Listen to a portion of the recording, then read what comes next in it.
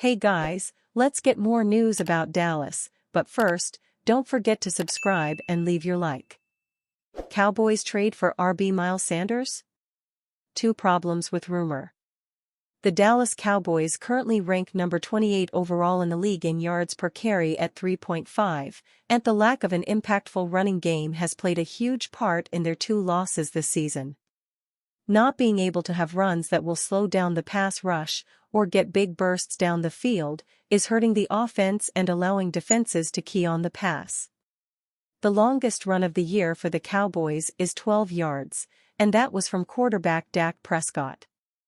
Dallas needs to have a decent running game for their offensive scheme to be successful. Relying on Prescott to throw the ball 40+ times a game just isn't a winning formula for the Cowboys. ESPN's Dan Graziano believes that the Cowboys could add to their backfield by the November 5 trade deadline.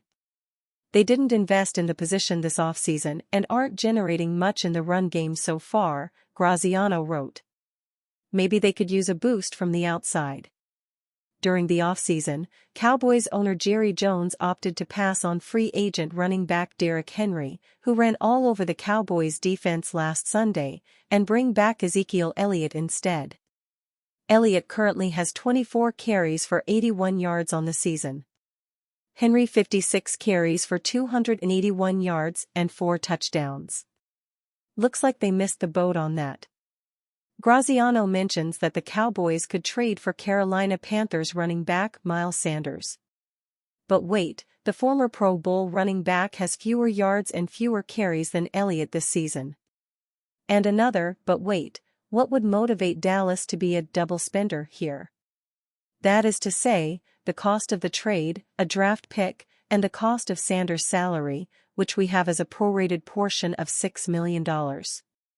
Graziano suggests Carolina might pay a portion of the salary for the Cowboys, but that is a guess, not a conclusion arrived at via a source. In the end, what evidence is there that Sanders, who when he was right would have certainly been the best back on this Dallas roster, is still right? The smarter, cheaper, and more immediate play for a Dallas team that is keeping its cap powder dry for 2025 would be to sign Dalvin Cook to the 53-man roster. What's Cowboys' Micah Parsons say about leaving Dallas to sign home to Eagles? The Philadelphia Eagles are looking to push through their injuries and continue winning as they head into Florida to take on the Tampa Bay Buccaneers this weekend. While there have been rumors about edge rusher Haason Reddick returning to Philadelphia aren't rumors, it seems GM Howie Roseman is always on the hunt for talent. So Fansided.com released an article suggesting Philadelphia would be a great landing spot for hometown guy, Micah Parsons of the Dallas Cowboys. Jerry Jones made a big show of dragging out contract negotiations with Dak Prescott and CeeDee Lamb this summer, Fansided said. Why would it be any different with Parsons? He should get the contract of a lifetime, but if Dallas wets the proverbial bed, another team will gladly swoop in with a historic offer. Wets the bed? Okay, that team could, in theory, be the Eagles, Fansided continued. Forget about the mutual disdain for a second. Parsons was born in Harrisburg, Pennsylvania, and went to school at Penn State. If the Cowboys get too cute with negotiations, there's nothing stopping Parsons from going home in a couple of years. Fun stuff. Unfortunately for the Eagles, it's all baloney. The Cowboys have long planned to sign Dak and Lamb. And they did so. They also plan next offseason to sign Micah, and have budgeted to do so. Will Parsons stage a holdout, like Lamb did? Quite possibly. But Parsons is under contract for 2025, as his fifth-year option will bump him up to $21.324 million. Dallas could use the franchise tag after that multiple times, starting at maybe $27 million for 2026. While a fantasy trade is always possible, Fansided doesn't seem to understand Dallas' plan here at all. Additionally, while fans in Pennsylvania see a connection here for Parsons to come home, he doesn't see it that way. At all. the Dallas Cowboys squeezed past the New York Giants 20-15 at MetLife Stadium to snap a two-game losing streak, but Micah Parsons isn't happy.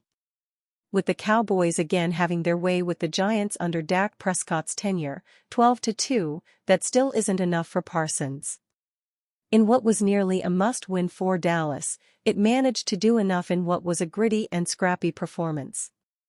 But Micah is seemingly fed up with the close wins. Winning is important, it's hard to do in this league, so edging a 20-15 win, it wasn't perfect, Parsons said. I'm done scraping by, I don't want to scrap by no more, I want legit wins, I want to win consistently. Micah might have a short-term memory here. Dallas' Week 1 win against the Cleveland Browns was a dominating one in a 33-17 win. Last season, the Cowboys won 9 games by double digits and held teams to 20 or fewer points 11 times. That's a lot of dominating wins. Plus, we think 3 straight seasons of 12-5 is the definition of winning consistently.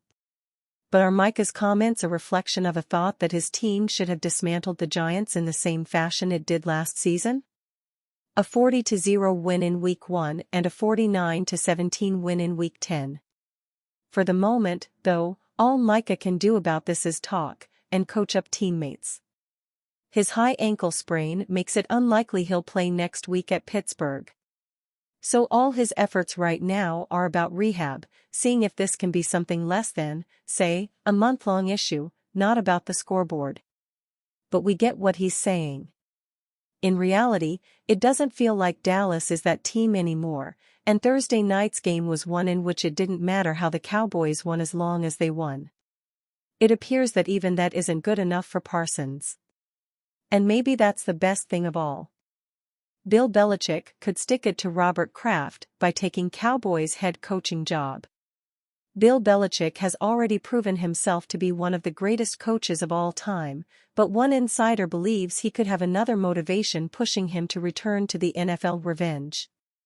Pro Football Talk's Mike Florio suggested that Belichick will have plenty of interest in the next round of coaching vacancies, putting the Dallas Cowboys at the top of the list. While Florio noted that Cowboys owner Jerry Jones ultimately will be too cheap to pay Belichick, he suggested Dallas could be an attractive destination for Belichick even at a lower pay grade. Florio added that playing for Jerry Jones would give Belichick a chance to one-up the New England Patriots owner amid bad blood between the two. Another attraction would be the opportunity to stick it to his former employer, given the rivalry between Jones and Patriots owner Robert Kraft, Florio wrote. There were rumors that Jones could fire Mike McCarthy following the team's first-round playoff exit last season, but Jones ultimately released a statement saying McCarthy would be back. I believe this team is very close and capable of achieving our ultimate goals, and the best step forward for us will be with Mike McCarthy as our head coach, Jones said in that statement, via USA Today. There is great benefit to continuing the team's progress under Mike's leadership as our head coach. And you, fan? What do you think of the situation of Bill Belichick? Leave your opinion in the comments.